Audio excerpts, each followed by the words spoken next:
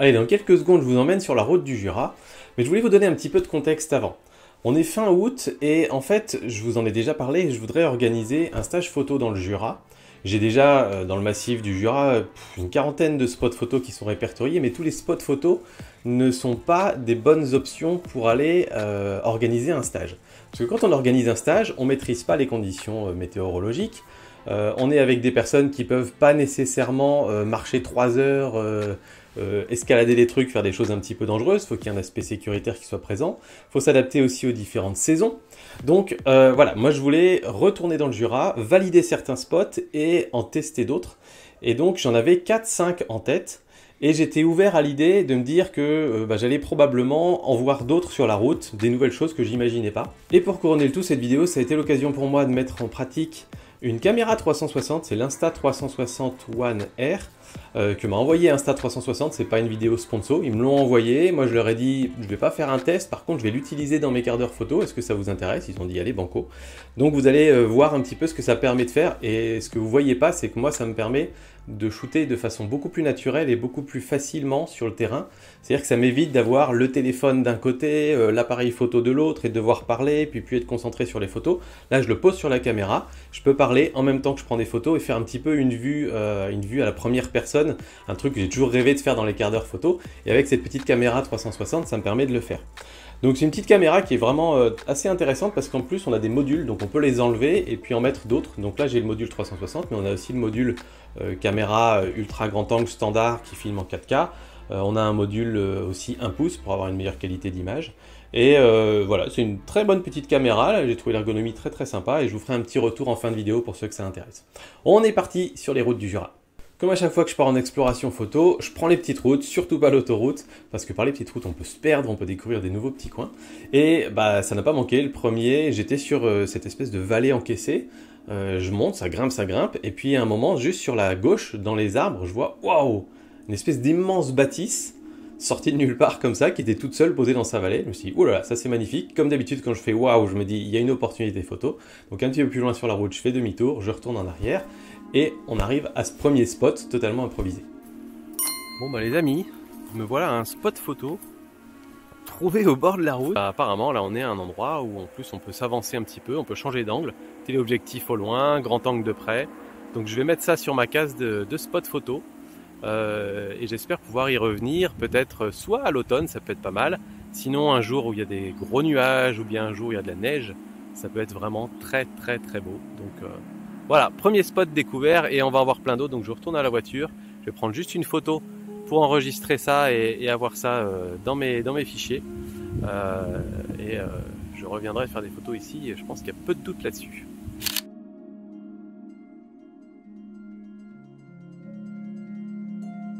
Un peu plus loin, j'arrive à un col, je passe dans un village, et derrière le col, la route recommence à descendre dans une vallée beaucoup plus large. Et puis, il y a, vous savez, sur le côté, souvent des endroits où on peut se garer, avec des points de vue. Alors, beaucoup de potentiel, mais dangereux. Ici, on peut pas aller devant, là, c'est trop dangereux. Et on a des arbres devant. Donc, comme on est à un endroit où on se gare au bord de la route, il n'y a pas énormément de possibilités, en fait. Donc, c'est très joli. Mais c'est pas un bon spot photo. Encore moins pour amener des stagiaires. Et de l'autre côté, c'est pas beaucoup mieux. C'est le problème qu'on a avec beaucoup de ces points de vue, souvent, ces endroits où on peut garer la voiture au bord de la route, c'est que très souvent, il y a un premier plan qui est pas joli et dont on peut pas vraiment se débarrasser. Donc on peut pas faire une version simple sans premier plan ou trouver un beau premier plan. Donc tant pis, on passe à la suite. Bon, en fait, c'est très drôle parce que juste après vous avoir dit ça, genre 30 mètres plus loin sur la route, il y a un grand parking avec une vue bien dégagée, donc je vais vous montrer ça. Bon, apparemment il y a une grotte, donc on va aller voir. 10 minutes de marche, c'est rien du tout.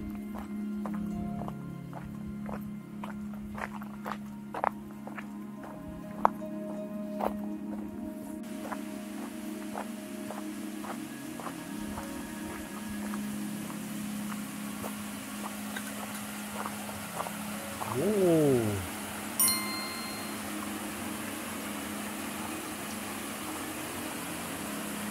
Super joli. J'essaie d'imaginer comment c'est quand il y a plus d'eau qui passe par là. Là c'est très joli. Alors les panneaux, grotte par là, cascade par là. Bon, bah on va aller voir la grotte d'abord. Oui, c'est fermé. Waouh, quand même impressionnant.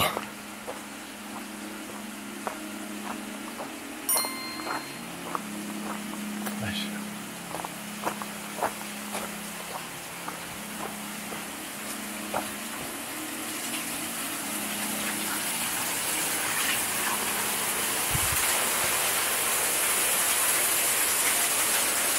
Bon, l'endroit est très beau, avec ces magnifiques lianes là qui descendent, la petite rivière à l'intérieur et tout. L'intérieur de la grotte a l'air d'être vraiment très beau, mais malheureusement c'est fermé au public. Alors heureusement pour le site, hein, c'est pour le protéger, et notamment les chauves-souris qui est à l'intérieur. Donc ça va pas être possible, mais c'est une très belle grotte à explorer. Et là on a vraiment une superbe cavité. Je suis en train d'essayer de déterminer s'il y a du potentiel photo ou pas. Je vais essayer de prendre une photo ou deux pour voir.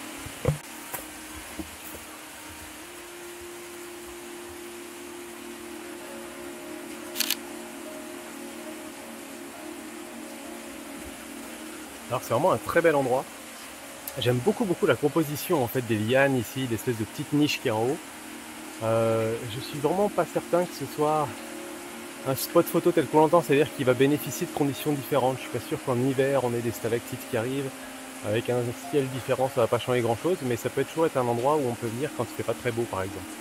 Donc ça peut être intéressant de noter ça.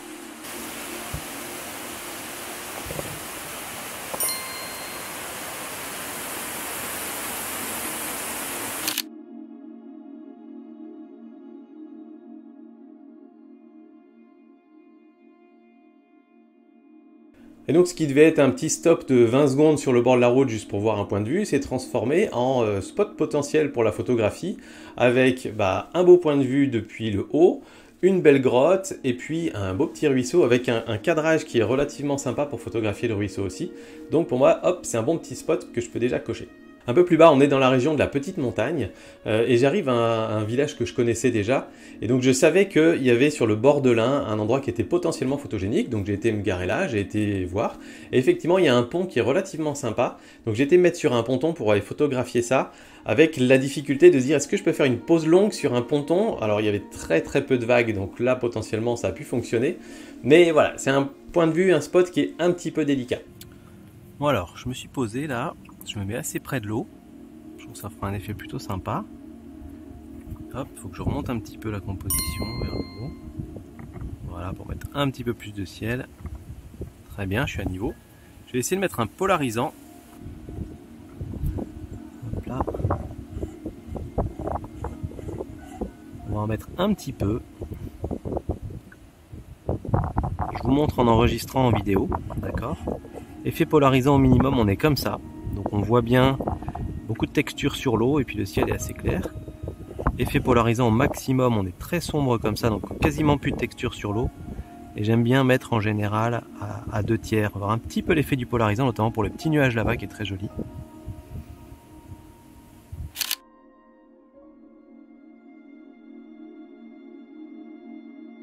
Et j'en profite pour vous demander, comme d'habitude, s'il vous plaît, de ne pas mettre les noms des spots dans les commentaires. Je sais que c'est très tentant quand vous connaissez les endroits et dire ah je reconnais ça c'est le village machin, ah je reconnais ça c'est la grotte des trucs, mais vous savez comme moi que à l'heure d'internet aujourd'hui, si on donne un spot publiquement, eh ben on va avoir des centaines voire des milliers de personnes qui vont y aller juste parce qu'ils l'ont vu, ils l'ont coché et puis un jour ils se disent allez je vais y aller, et souvent il y a des personnes qui respectent pas spécialement la nature, qui respectent pas spécialement les spots photos, donc je préfère que ce ne soit pas donné publiquement en tout cas ici, mais vous pouvez me les envoyer en privé si vous voulez et me dire ah tiens j'ai reconnu ça, et puis on peut lancer la discussion en privé si vous voulez, il n'y a pas de problème. Mais voilà, en public, dans les commentaires, je préfère pas les donner. On est en plein après-midi, l'heure tourne, et puis je vois encore et encore des nouveaux spots photos.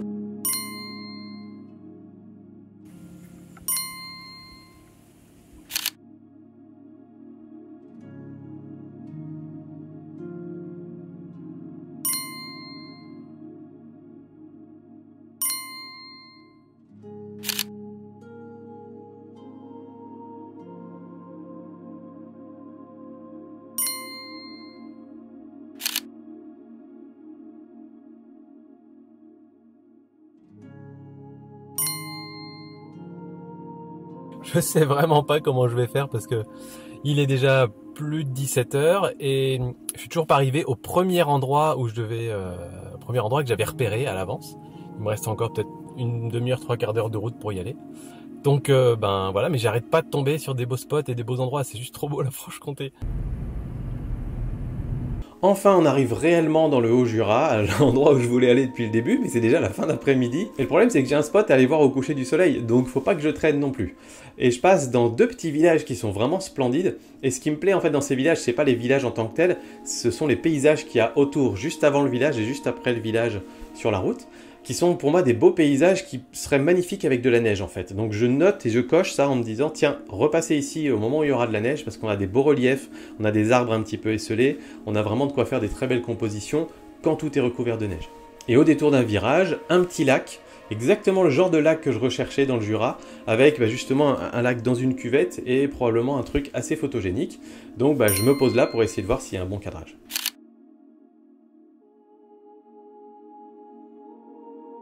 Bon là en termes de timing je suis pas bon du tout. En gros je voulais aller voir deux spots avant d'aller à mon spot de coucher de soleil, deux spots que j'avais pré-programmés on va dire, mais j'ai plus le temps du tout. Donc je vais directement à mon spot de coucher de soleil, je vais me garer et puis j'ai une petite randonnée en plus pour y aller, je sais pas exactement combien de temps ça prend, il y a un petit peu de dénivelé à monter. Donc voilà, je me dépêche et puis je vous emmène à ce spot photo qui promet d'être intéressant. Bon c'est parti, on grimpe. Donc là, c'est enfin l'endroit où je voulais venir pour tester le coucher du soleil et le lever du soleil.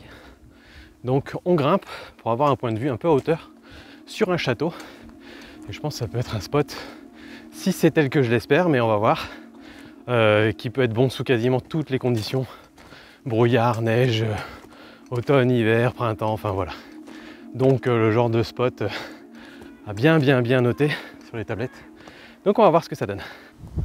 Bon, je suis arrivé à un endroit où la compo me plaît vraiment beaucoup. Le chemin continue, normalement on peut monter plus haut. Le truc c'est que si on monte plus haut, le fort va apparaître un peu plus bas et il va se mélanger avec la forêt derrière, la montagne derrière. Donc en fait je pense qu'ici sera sûrement le meilleur endroit parce que le fort se détache un peu sur le ciel. Et ça c'est vraiment très joli. Je vais quand même continuer parce que j'ai un petit peu de temps là et de toute façon le coucher de soleil s'annonce pas forcément extraordinaire. Donc je vais avancer, je vais aller jusqu'au bout pour être certain. Voilà, valider tous les points, pas avoir de regrets. Et sûrement que je reviendrai ici faire ma photo ce soir et surtout demain matin. Et la chose importante à noter, c'est que le soleil il va se coucher là-bas. Sauf que là, on est au mois d'août et en plein hiver, il va se coucher beaucoup plus près du fort. Donc c'est vraiment la bonne direction et le bon spot pour un coucher de soleil. Et pour le lever de soleil aussi probablement pour avoir la lumière qui éclaire du bon côté. Bon je suis arrivé à un autre vieux fort en fait qui lui fait face. Celui-là par contre il est interdit d'accès. Et on dirait bien qu'on va avoir des bonnes lumières de coucher de soleil là-bas parce que le soleil il est passé sous les nuages. Et il n'y a pas de couche de nuages là-bas à l'horizon, en tout cas pas des gros nuages. Donc on risque d'avoir des magnifiques nuages bien éclairés par le dessous. Là vous voyez le fort est déjà dans l'ombre, le château.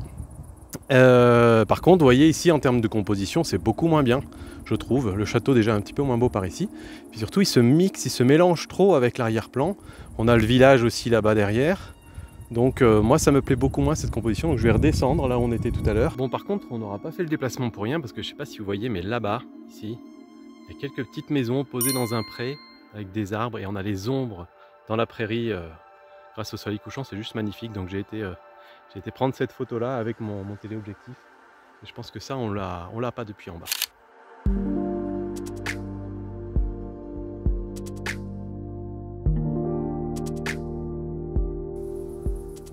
Les amis, on dirait bien qu'on a de la chance ce soir. Regardez ça.